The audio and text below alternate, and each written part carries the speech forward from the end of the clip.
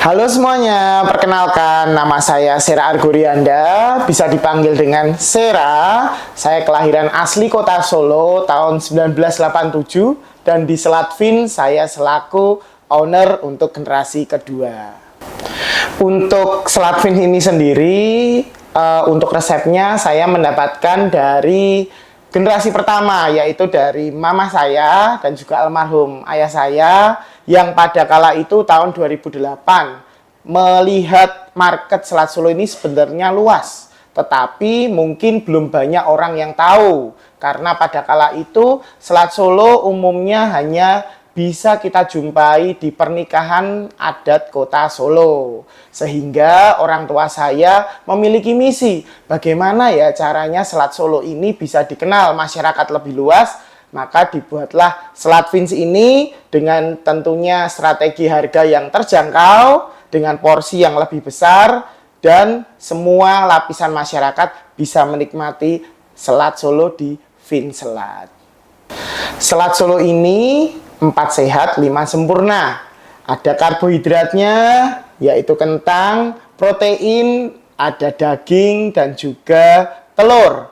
Lalu vitamin dari sayurannya yang sangat berserat tinggi, ada wortel, buncis, daun selada, dan tentunya disiram dengan kuah Selat Solo ala Vins. Untuk bahan-bahannya sendiri kita ambil dari beberapa dari luar kota Solo. Meskipun untuk di kota Solo sendiri tersedia, teman-teman bisa datang ke tradisional market seperti salah satunya Pasar Gede. Semuanya tersedia, ada kentang, wortel, daging, dan juga telur. Namun untuk di Vins sendiri, karena kita volume sudah tinggi, jadi kita memang mengambil langsung dari petani, tentunya untuk mendukung perekonomian para petani yang ada di desa. Contohnya untuk yang wortel dan sayuran lainnya kita ambil dari daerah Cempogo. Untuk kentangnya sendiri langsung dari Dieng. Dan untuk dagingnya dari supplier kota Solo, salah satu yang terbesar di Indonesia dan bersertifikat halal tentunya dari PT Berdikari. Untuk Selat Solo ala Vins atau kita sebut Selat Vins, dagingnya sendiri kita ambil bagian iga ya untuk kuahnya. Jadi rasanya sangat gurih dan juga untuk bola-bola daging kita menggunakan daging ayam.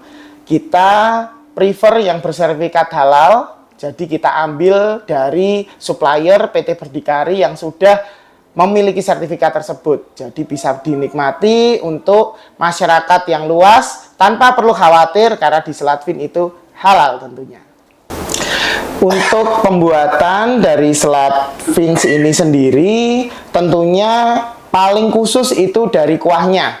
Kuahnya adalah kunci, di mana kuahnya itu terdiri dari ada beberapa bumbu seperti lada, lalu pala, dan juga ada bawang bombay, lalu juga mentega. Kita campur menjadi satu dan juga di sini kita sudah menggunakan teknologi mesin, tidak lagi menggunakan manusia.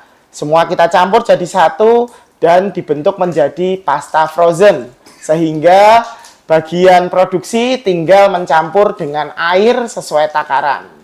Dan untuk yang lain seperti kentang, wortel, tinggal dipotong-potong saja yang cantik sesuai dengan irisan ala Selatvin seperti ini. Lalu untuk yang sayuran kita rebus, kentangnya sendiri kita goreng. Dan juga untuk daging, tentunya bola-bola daging kita cincang. Jadi daging ayam itu kita cincang, bukan menggunakan mesin, supaya tekstur daging ayamnya itu mendekati rasanya ketika diolah itu seperti daging sapi. Jadi tidak terlalu lembut. Lalu kita masukkan ke kuah selat dan disajikan seperti ini. Untuk telurnya sendiri kita buat telur coklat supaya rasanya juga lebih match dengan Selat Solo ini, sehingga warnanya itu kecoklatan. Ini dengan kecap ya, kita rendam kecap hingga warnanya itu kecoklatan dan siap disajikan. Kalau untuk daun seladanya sendiri kita pastikan harus bersih karena ini tidak dimasak, karena tidak boleh dimasak, harus fresh.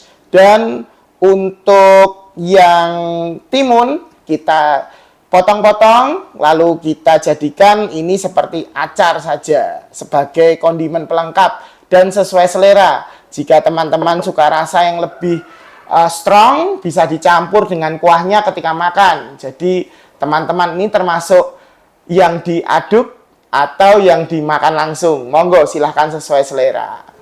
Pada kala sebelum 2008, ketika orang tua saya mencoba memproduksi selat Vince ini, awalnya itu dengan mencoba-coba. Jadi dari selat Solo yang asli, kuahnya kan masih encer, tapi kan untuk rasanya mungkin lebih ke manis. Namun karena memiliki misi supaya selat Solo ini bisa dinikmati masyarakat lebih luas, dan kebetulan juga ada beberapa rekan yang mungkin mengurangi rasa manis karena gula, jadi pada saat itu dimodifikasilah bagaimana supaya rasanya tetap mantap, namun juga tanpa menghilangkan cita rasa selat Solo sendiri. Sehingga dibuatlah modifikasi dengan mencampurkan daun dengan bawang bombay, lalu juga dengan gulanya, gula Jawa cukup dikurangi, dan kita juga ada gula pasirnya kita gantikan dengan gula Jawa sendiri. Dan untuk kuahnya sendiri kita juga campur dengan tomat segar supaya rasanya itu lebih fresh dan cita rasanya itu menjadi cita rasa baru tapi tetap tidak menghilangkan khas selat Solo sendiri. Saya mendapatkan ilmu resep untuk selat Solo ini sendiri, tentunya saya juga terus mencoba-coba ya. Kala itu waktu 2016 saya resign dari pekerjaan dan meneruskan selat Vin ini, tentunya saya harus bisa juga bagaimana memproduksi dan menjaga cita rasanya supaya tetap standar. Dari situ saya kurang lebih 1-2 bulan saya belajar dan saya kepikiran bagaimana supaya tetap standar dengan volume mungkin nantinya lebih besar karena adanya cabang-cabang baru. Sehingga saya bekerja sama dengan om saya dan juga adik saya yang waktu itu saya minta, waktu masih di Jerman, saya minta pulang, kita menciptakan mesin untuk memproduksi frozen dari bumbu-bumbunya sendiri. Sehingga dari resep yang sudah diwariskan itu takarannya standar dan diolah menjadi satu dengan teknologi mesin. Sehingga rasanya pun mau diproduksi sedikit ataupun banyak, rasanya tetap standar. Bahkan juga beberapa kali saya pun bawa ke beberapa pameran di luar Indonesia, seperti bulan November lalu di World Congress GCI di Zurich, Switzerland, dan di sana ya sama seperti yang rekan-rekan dari staf selat Vin tim produksi. Jadi untuk pastanya tinggal dicampur takaran sesuai air yang diinginkan berapa porsi dan disesuaikan dengan jumlah sayuran, daging. Kalau sayuran daging kan dimanapun pasti tersedia. Gitu. Jadi untuk para penikmat selat Vin, dimanapun, kapanpun, selat Vin ini rasanya standar. Dan doakan semoga selat Vin dari Solo bisa memperkenalkan budaya kota Solo untuk mendunia, untuk Indonesia. Ya, disinilah tim produksi untuk dari selat Vin sendiri. Kita mulai ya dari bahan mentah dulu. Yaitu di sini ada buncis. Kita pilih yang tentunya ukurannya harus yang besar dan panjangnya juga standar ya. Jadi ketika dipotong dibagi menjadi 3 itu tidak terlalu lama memilahnya. Nah, dan untuk ini untuk wortelnya bisa dilihat. Pertamanya wortel ini tentunya dikupas, bisa dilihatkan Pak ke ini, di zoom aja. Zoom. Nah, kita kupas kulitnya. Nah, setelah kita kupas baru menjadi seperti ini. Nah, setelah dikupas untuk kulitnya, lalu dari bagian pengupasan dioper ke bagian pemotongan, termasuk yang buncis pun sebetulnya di sini ya. Tapi ini baru proses yang wortel. Nah, mungkin bisa di zoom cara motongnya seperti ini. Selat, wortel selat pemotongannya seperti ini. Nah, dibagi menjadi 3. Ya. Nah. Dan untuk yang bagian kecil kita manfaatkan ini untuk yang non selat, seperti untuk sup dan menu lain lebih kecil-kecil. Dan yang bagian yang besar atau bagian ujung yang besar dan tengah, inilah yang untuk selatnya sendiri. Nah, sekarang coba dipraktekkan potong yang ini dulu aja. Dipotong untuk pemotongan selatnya. Mana? Nah, oke, jadi 4 bagian. Nah, seperti ini. Dengan pisau potong yang ada gelombangnya, jadi supaya ketika selesai produksi pun juga lebih cantik ya, dimakan tetap estetik.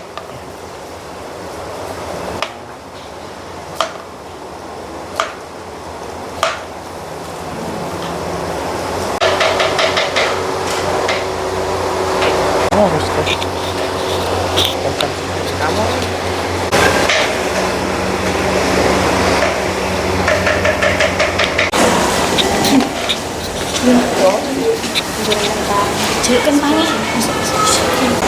Ya, seperti yang dijelaskan sebelumnya ya, bahwa kentangnya di Selat Bumi itu kita ambil dari petani Dieng, karena di sana itu kelebihannya kentangnya manis dan kualitasnya bagus. Untuk kentang sendiri kita ambil yang ukuran PL ya, jadi bisa satu porsi itu satu kentang. Jadi irisannya pasti pas, tidak kebesaran, tidak kekecilan. Gue gawe tek-tek, jadi ngetek-tek.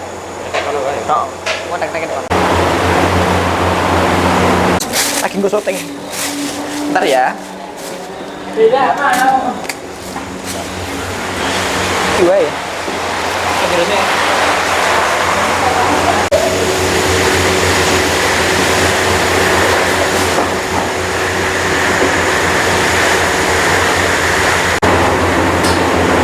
Bariki ya. Bariki syuting. Oke. Ini di sebelah saya baru proses pembuatan daging cacahnya ya, dari daging ayam. Ini dari proses ayam cacah dibentuk menjadi bola daging seperti ini. Nanti setelah itu kita goreng.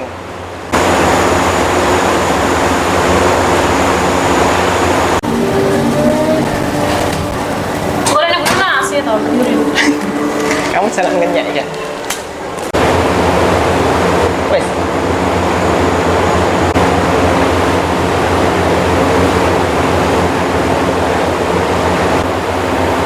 Di belakang saya ini proses penggorengan daging cacahnya ya.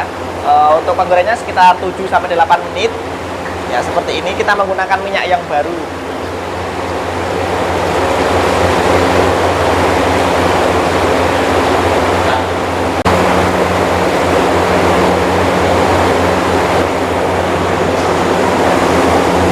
Lalu untuk pembuatan satu paket kuah selatnya, kita membutuhkan 4 kg bawang bombay, 4 kg gula Jawa super, 20 kg tomat segar, 5,7 liter saus tomat, dan bumbu rahasia dari Vince.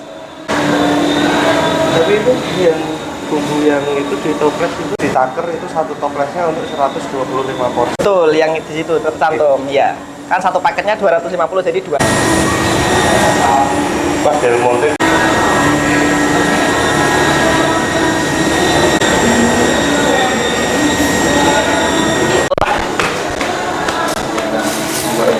Eram.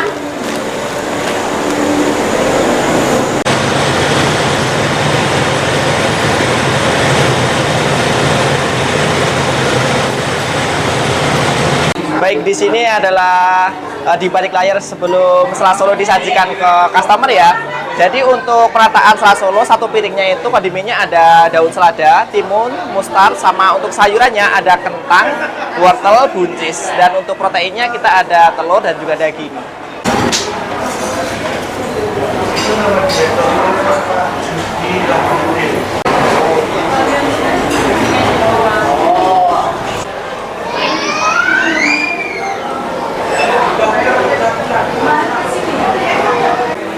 Dan ini satu porsi Selat Solo dari Vince. Saya mengenalkan diri, nama saya Kanjeng Gusti Pangeran Haryo Adipati Dipokusumo yang kemudian dipanggil Gusti Dipo, usia 68 tahun, untuk kegiatan pekerjaan saya sebagai pengageng Parintah Keraton Kasunanan Surakarta Hadiningrat. Makanan selat kemudian bisa dikenal terutama di Keraton Surakarta, yaitu ketika keraton itu sering menerima tamu-tamu asing, terutama di era Ingkang Sunun Pakubono ke-10, banyak tamu-tamu asing pada datang ke sini. Mereka juga disuguh atau disediakan beberapa sajian menu. Nah, di antara beberapa menu itu yang sering disajikan yaitu bestek. Gitu. Di samping itu juga makanan yang kaitannya dengan makanan-makanan yang Eropa, namun juga makanan tradisi. Karena setiap kegiatan mesti ada semacam wilujengan. Nah, makanan tradisi itu semua masuk dalam perangkat sesaji yang kemudian menjadi siap saji.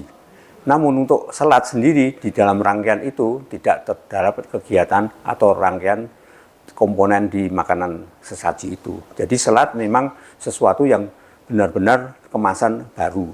Karena itu memang konsumsi waktu itu dari orang-orang asing yang ada di Surakarta sebagai tamu-tamu di Keraton Kasunanan Surakarta Hadiningrat. Makanan itu kemudian dinamakan selat, bahkan kemudian yang dikenal namanya selat Solo, karena selat itu yang fokus bahasanya adalah di mana daun selada. Di situ ada selada, karena komponen yang ada di situ termasuk sayuran itu adalah sebetulnya aslinya itu dari bistik. Bistik dalam arti juga bahasa Belanda, tapi juga bistik atau stick juga dari bahasa Inggrisnya, jadi dari bahasa asing semua. Nah, itu kemudian diramu, dijadikan apa yang dinamakan kemudian selat Solo, karena di situ ada beberapa unsur sayuran, ada juga beberapa unsur makanan-makanan yang semuanya itu diolah yang kemudian menjadi nama selat Solo itu.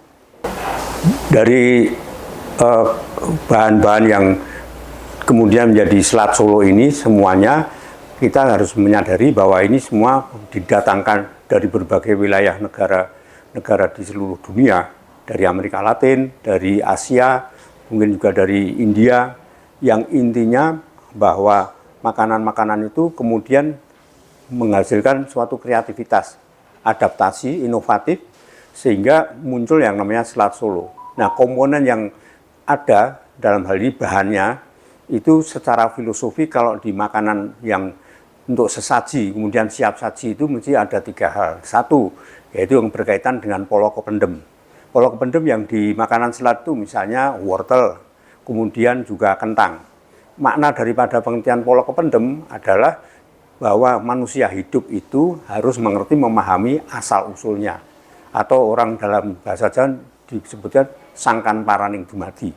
Dari mana dia berasal. Nah, yang kedua, di samping polo kependem juga polo kesampar. Polo kesampar itu adalah, kita lihat juga ada bahan dari mentimun. Mentimun adalah tanaman atau buah yang di atas tanah, di permukaan tanah. Itu simbolis bahwa hidup itu juga apa yang dilakukan, yang dilaksanakan sekarang hari ini juga harus diketahui. Dan yang selanjutnya juga makanan yang di atas tanah. Di atas tanah artinya tidak di permukaan tanah, misalnya kecipir atau kemudian juga kacang panjang atau makanan-makanan yang berkaitan termasuk daun selat ini.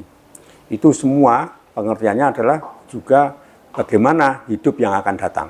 Jadi kalau dalam bahasa Jawa ada sangkan paraning dumadi, dumadi ning sangkan paran. Sehingga memahami makna pengertian ini. Nah, ini kreativitas dari masyarakat waktu itu yang membuat, atau orang Solo, ini jelas makna dari simbolis pengertian dari filosofis makanan itu nyambung. Ada nyambung. Namun kalau dilihat bahannya dari semuanya, ini bahan-bahannya memang tidak asli dari tanaman Indonesia, bahkan itu tanaman itu didatangkan dari berbagai wilayah penjuru dunia, antara lain yang saya sampaikan dari Asia, dari Amerika Latin dan sebagainya.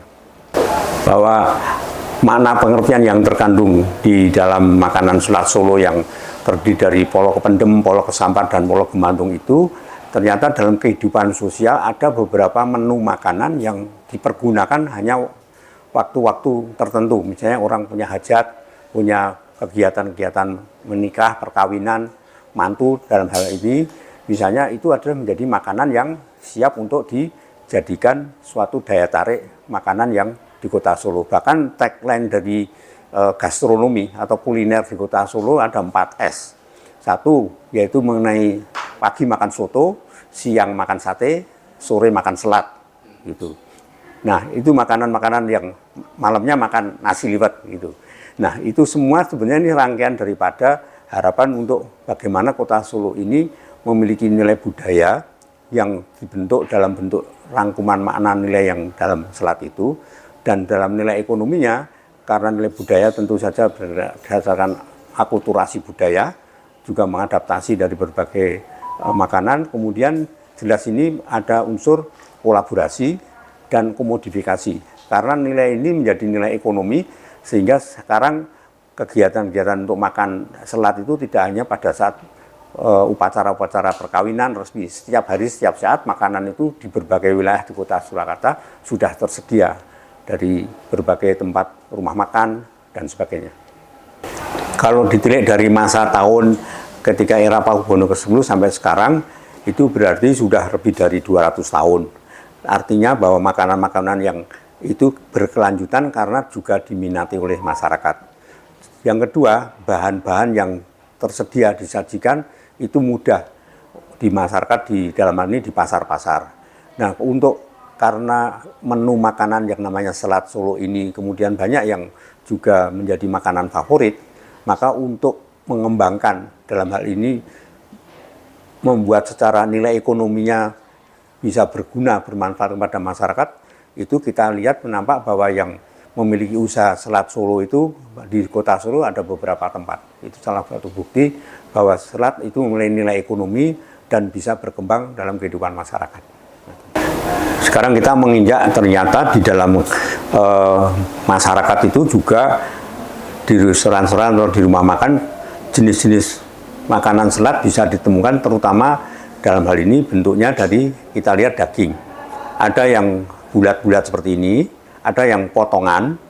Potongan garis itu sebetulnya berasal dari waktu itu adalah beef Dari makanan beef sendiri kemudian diramu dengan selat, daun selat itu kemudian sayuran yang kemudian bernama selat Solo. Tapi juga ada daging yang digiling. Daging yang digiling ini kemudian dicampur dengan tepung, biasanya tepungnya tepung gandum, dan itu kemudian menjadi galantin. Nah, dari beberapa jenis ini nanti kemudian bisa menjadi selat galantin, kemudian ada selat yang berkaitan dengan campuran dari bestek itu tadi. Dan saat ini selat Solo, kalau yang kita ketemukan ternyata juga bahannya yang terutama daging itu bisa tetap juga pakai dengan daging sapi, namun juga dengan variasi yaitu dengan daging ayam. Untuk selat yang dagingnya itu dari daging ayam, ternyata daging ayam ini juga ada dengan cara digiling, tapi ada yang cara dicincang. Dengan cara mencincang ini supaya rasanya dari ayam ini bahkan bisa mendekati rasa seperti daging sapi. Halo, perkenalkan saya Alfian dari Karanganyar. Ya, perkenalkan nama saya Andres Mandita, saya asli dari Madiun, Jawa Timur. Oke, pertama-tama terkait dengan selat ya, mungkin setahu saya untuk selat adalah makanan tradisional dari Solo terutama. Oh ya, kalau saya karena memang aslinya luar Solo, jadi dulu waktu pertama kali dikenalin sama selat ini ya, yang saya tahu ini makanan sehat, makanan khas Solo yang terbuat dari beberapa cacahan daging dan sayuran, isi-isiannya gitu. Sangat healthy ya Mas ya? Ya, sangat sangat OG lah kalau kita sebutnya, original lah gitu ya. Kalau menurut saya juga makanan ini, kalau saya pribadi karena memang kalau harus makan selat Solo itu harus ke Solo gitu, kalau bisa sih. Karena nggak ada di tempat lain ya Mas? Nggak ada di tempat lain. Harapan saya sih siapa tahu bisa ekspansi ke mungkin Jawa Timur, atau ke daerah-daerah lain yang agar akses saya itu lebih mudah untuk makan selat gitu. Harapan saya juga untuk selat Solo mungkin bisa lebih bisa menjadi salah satu destinasi favorit, terutama favorit untuk kulinernya. Ya benar. Terhadap orang-orang yang wisatawan mungkin nanti bisa datang ke kota Solo, bisa mencicipi dan menikmati yang namanya selat. Sementara kita tertolong dengan adanya jalan tol karena akses kita akhirnya cepat, mudah untuk menikmati makanan khas Solo ini. Gitu. Dan harapan kita juga semoga Selat Solo bisa menjadi apa ya, salah satu benda pusaka. Ya. Iya, iya kalau saya Solo, melihat, ya? kalau saya melihat di industri kuliner sekarang banyak makanan-makanan modern. Nah, mungkin makanan-makanan yang memang perlu dilestarikan atau menjadi khasnya daerah wajib juga untuk dipertahankan, dilestarikan dengan cara mungkin tetap bisa ikut event-event kuliner atau mungkin ekspansi dan segala macam agar tetap kita bisa merasakan, atau mungkin teman-teman nanti yang di generasi sekarang Bisa menikmati makanan-makanan khas tersebut gitu. Semoga sukses selalu ya, Selat Solo top.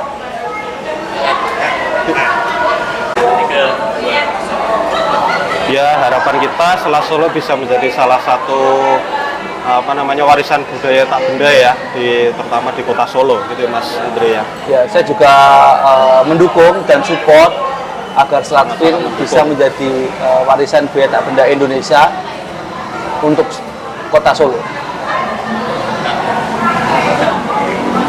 Assalamualaikum warahmatullahi wabarakatuh. Perkenalkan, nama saya Dudur Bawati. Saya Kabid Seni dan Budaya pada Dinas Kebudayaan dan Pariwisata Kota Solo. Terkait dengan Selat Solo, upaya perlindungan kita terhadap kuliner tersebut adalah Selat Solo kita daftarkan ke dalam warisan budaya tak benda. Untuk itu harapan Dinas Kebudayaan Pariwisata Kota Solo, Selat Solo masuk dalam kategori warisan budaya tak benda. Untuk pengembangan, kami Dinas Kebudayaan dan Pariwisata Kota Solo berupaya selalu mensosialisasikan dan mempromosikan lewat web ataupun flyer-flyer yang bisa diakses untuk keluar negeri, keluar Solo, dan tetap mempromosikan untuk keluar daerah maupun keluar kota Solo gitu. Untuk pemanfaatan, Dinas Kebudayaan dan Pariwisata Kota Solo berupaya untuk dalam setiap kegiatan ada menu Selat Solo, dan untuk menjamu tamu-tamu kehormatan kami juga mengupayakan Selat Solo untuk selalu ada di dalam menu tersebut, seperti itu. Dan tentu saja tamu-tamu selain tamu kehormatan juga menu-menu yang ada di setiap perhelatan pernikahan maupun sunatan. Terima kasih.